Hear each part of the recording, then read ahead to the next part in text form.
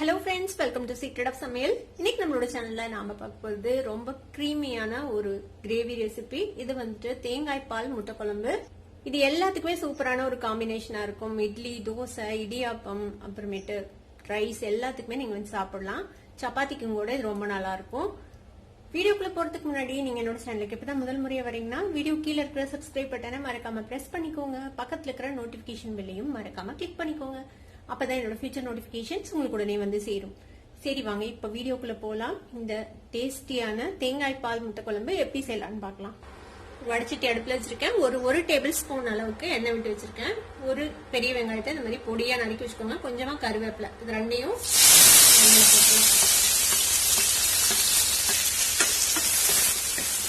வெங்காயம் நல்லா வதங்கட்டும். வெங்காயம் வதங்கிடுச்சு, ஒரு மாதிரி கண்ணாடி மாதிரி ஒரு பக்குவத்துக்கு வந்துருச்சு.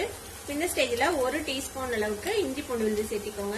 இஞ்சி பூண்டு விழுதையும் வெங்காயத்தோட சேர்த்து நல்லா வதக்கி விட்டுறலாம். பச்சை வாசனை போற வரைக்கும் இதை நல்லா வதக்கிக்கோங்க. ஒரு நிமிஷம்.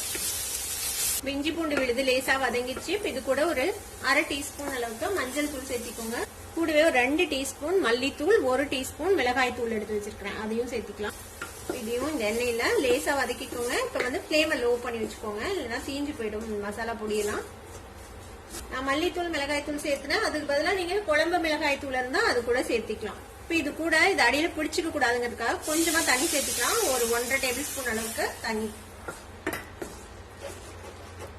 இது நல்ல பச்சை வாசனை போகட்டும், எண்ணெய் பிரியட்டும், அது வரைக்கும் நம்ம வெயிட் பண்ணலாம்.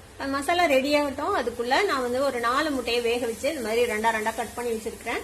நீங்க இதை முழுசா வேணாலும் கீரி போடலாம். உங்களுக்கு எந்த மாதிரி பிரியுமோ அந்த மாதிரி போட்டுக்கோங்க. நான் இன்னைக்கு 2 வெட்டி போட போறேன்.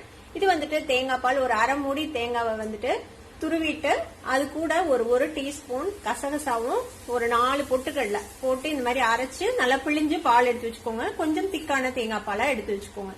நம்ம பொட்டுக்கடலை கசகசா போடுறதுனால இது வந்து குழம்புல திரிஞ்சு போகாம இருக்கும். நம்ம ஊத்தி கொதிக்க விடும்போது இந்த மாதிரி ஒரு அரை மூடி தேங்காயில இருந்து எடுத்த பால் அதுவும் ரெடியா இருக்கு. போட்ட மசாலா எல்லாம் நல்லா பச்சை வாசனை போக வதங்கிடுச்சு. இஞ்சி பூண்டு பேஸ்ட், அந்த மிளகாய் பொடி, மல்லித்தூள் எல்லாத்தோட பச்சை வாசனையும் போயிடுச்சு. நல்லா எண்ணெயும் பிரிஞ்சிச்சு பாருங்க. இந்த ஸ்டேஜ்ல நம்ம இந்த தேங்காய் பால் எடுத்து வச்சிருக்கோம்ல, அதை வந்துட்டு ஊத்திடலாம்.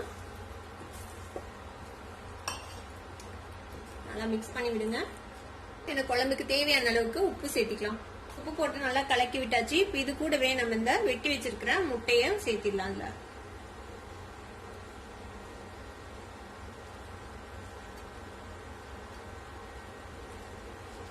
முட்டை வந்து இந்த குழம்புக்குள்ள முழுகிற மாதிரி வச்சுடுங்க, டிப் பண்ணி. அடுப்பை நல்லா லோல வச்சுட்டு இதை மூடி போட்டு நம்ம ஒரு 2 நிமிஷம் இப்படியே கொதிக்க விட போறோம். இப்படியே கொதிக்கிட்டோம். கொதிச்சதுன்னா ரெடி ஆயிடும் நம்மளோட தேங்காய் பால் முட்டை குழம்பு. அது வரைக்கும் வெயிட் பண்ணலாம். ஒரு 3ல இருந்து 4 நிமிஷம் வரைக்கும் கொதிச்சிருக்குதான் நம்ம ஓபன் பண்ணி பார்ப்போம்.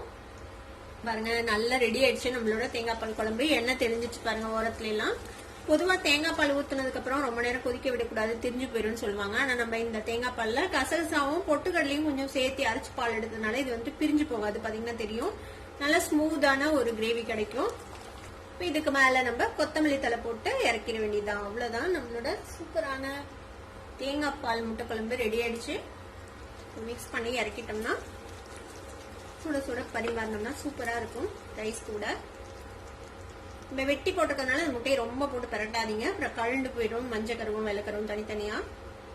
அவ்வளவுதான், நம்மளோட தேங்காய் பால் குழம்பு ரெடி ஆயிடுச்சு. அடுப்பு ஆஃப் பண்ணிடலாம். கண்டிப்பா இந்த டேஸ்டியான தேங்காய் பால் முட்டை குழம்பு ஒரு தடவை ட்ரை பண்ணி பாருங்க. அப்புறம் அடிக்கடி இந்த குழம்பு நீங்க வீட்டுல செய்வீங்க. ட்ரை பண்ணி பார்த்துட்டு எப்படி இருந்தது அப்படின்னு எனக்கு கமெண்ட்ஸ்ல ஃபீட்பேக் கொடுங்க. இந்த வீடியோ உங்களுக்கு பிடிச்சிருந்ததுன்னா சப்ஸ்கிரைப் பண்ணுங்க. பக்கத்துல இருக்க பெல் ஐகானை கிளிக் பண்ணுங்க. அப்பதான் என்னோட ஃபியூச்சர் நோட்டிபிகேஷன்ஸ் உங்களுக்கு உடனே வந்து சேரும். லைக் பண்ணுங்க, ஷேர் பண்ணுங்க. தேங்க்யூ ஃபார் வாட்சிங் வீடியோ வியூவர்ஸ். Bye bye.